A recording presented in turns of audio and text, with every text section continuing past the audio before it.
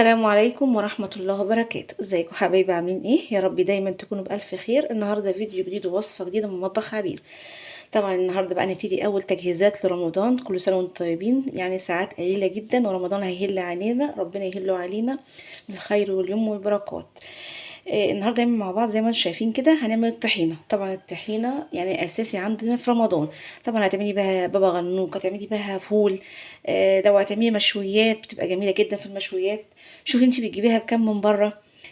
النهارده مقاديرنا سهله جدا وبسيطه، وطبعا اهم من ده كله ان انتوا هتعملوها بايديكم، يعني حاجه انت ضمناها. مقاديرنا ايه النهارده؟ معانا ربع كيلو سمسم ابيض، ومعانا كوبايه زيت، بس اهم حاجه يكون الزيت ريحته حلوه يعني نوع نضيف. ومعانا، انا اول مره اعمله معاكم بالفول بالسوداني. انا عملته قبل كده بس كنت حاطه عليه دقيق. اول حاجه هنعملها، هنجيب طاسه وهنفضي المكونات بتاعتنا ايه اللي هي الايه الجافه. الاول هنحط ايه الفول السوداني، وهنحط السمسم، وهنروح على البوتاجاز يا دوبك بس يعني إيه، هنقلبه كده تقلبتين مع بعض، يعني يبقى ايه، يعني يبقى دافي معانا كده، مش هنحمره قوي لغايه ما يتحرق مننا. هنروح على البوتاجاز ونشوف هنعمل ايه. هنا بقى علقنا على السمسم والسوداني زي ما انتم شايفين كده، زي ما قلت لكم، يعني ايه، احنا مش هنحمره قوي، احنا يا دوبك بس ايدينا تستحمله، بس لا اكتر ولا اقل، عشان السمسم والسوداني يطلع الزيوت اللي فيه. هنفضل بقى نقلب بالشكل ده كده، ونجسه كده. لسه برضو هنقلب بالشكل ده كده لغايه اما نوصل درجه الحراره اللي احنا عاوزينها.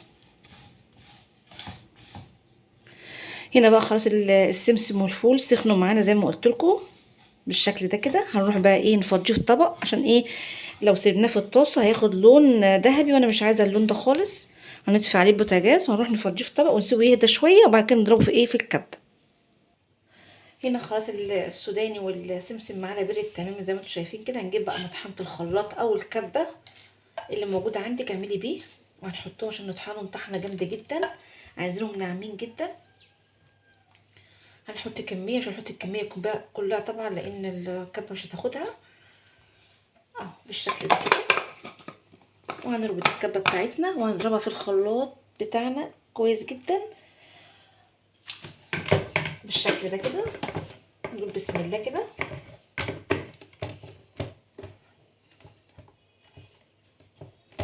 وهنضرب بقى انا عشان صوت بس الخلاط هضربهم كلهم في الكبه زي ما انتم شايفين كده، وبعد كده ارجع لكم تاني. هنا خلاص بقى طحنا السمسم مع الفول السوداني بالشكل ده كده، طحناه كويس جدا عشان يبقى الطحينه بتاعنا ناعمه متبقاش خشنه. طبعا صبينا كوبايه الزيت في كوبايه زي دي ليها بوز، عشان احنا هننزل بالزيت في الخلاط سرسوب سرسوب. انك لو حطيتي الزيت كله الطحينه هتفصل معاكي، يعني هتلاقي الزيت في يمه والسمسم والسوداني في يمه تانية. فاحنا لو عندك كوبايه بوز زي دي كده يستحسن انك تعمليه. هنجيب طبعا الخلاط بتاعنا. هننزل الاول بنص كوبايه زيت، عشان الخليط بتاعنا يتضرب كويس. وهننزل بالسمسم والسوداني كده.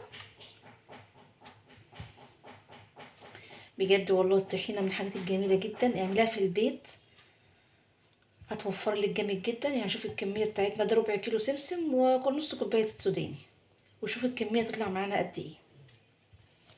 هنبقى نجيب الخلاط بتاعنا هنحطه كده، وهنضرب بقى السمسم بتاعنا بالزيت. نقول بسم الله كده ونصلي على الرسول، اللهم صل وسلم وبارك على سيدنا محمد وعلى اله وصحبه اجمعين. اول حاجه هنقلب السمسم والزيت كويس عشان يتضرب معانا كويس جدا. وهننزل زي ما قلت لكم كده سرسوب سرسوب، وهنضرب اول ضربه كده. طبعا ايوه نظبط بس الكاميرا بالشكل ده. طبعا صوت الخلاط صعب جدا، فمعلش بقى سامحوني. هننزل بقى بالزيت سرسوب سرسوب زي ما قلت لكم. نقول بسم الله كده سرسوب سرسوب.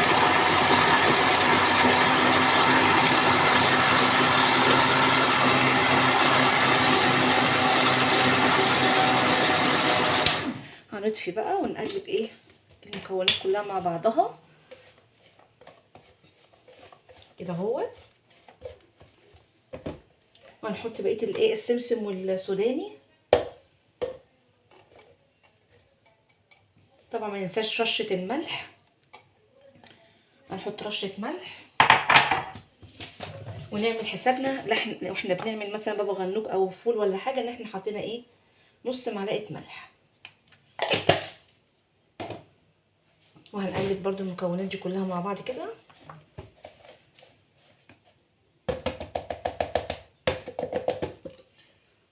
وهنولع ايه الخلاط بتاعنا. هننزل برضو ايه بالصلصول زي ما قلت لكم كده، بصوا حبه حبه هنضرب بالشكل ده كده لغايه ما نوصل للقوام اللي احنا عاوزينه.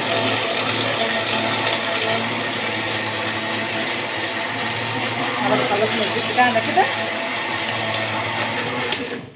برضو ايه هنقلب المكونات كلها مع بعضها عشان تمتزج مع بعضها، السمسم مع الفول مع الزيت مع الملح.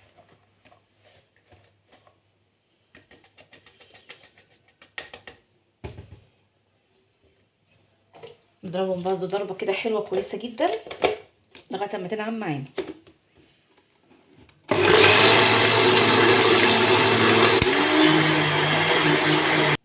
هنا خلاص ضربنا الطحينه كويس جدا زي ما انتم شايفين قوامها عامل ازاي. ما بتقعد شويه كمان هتتقل معاكم بالشكل الجميل ده. خطيره خطيره خطيره بجد والله. هنصبها بقى في برطمان او في علبه، اي حاجه عندك صبي فيها. اهم حاجه كلها غطا. وهنصب ايه العجينه الطحينه بتاعتنا بالشكل ده. شايفين القوام، شايفين الجمال بجد والله. الجمال عدى الوصف. شايفين الكميه بتاعتنا قد ايه؟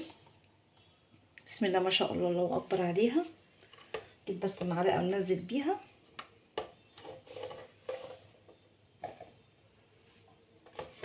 بالشكل ده كده.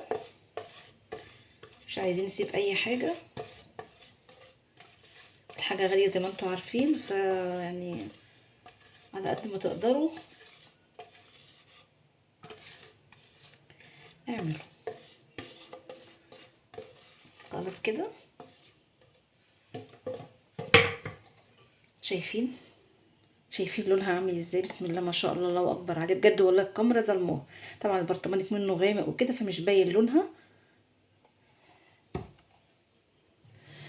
وده بقى كان الفيديو بتاعنا النهارده. شايفين الجمال؟ شايفين بجد والله تحفه تحفه ملهاش حل. طبعا لو عجبتكم الطريقه ما تنسوش بقى اللايك والشير والاشتراك في القناه عشان يوصلكم كل جديد. السلام عليكم ورحمه الله وبركاته.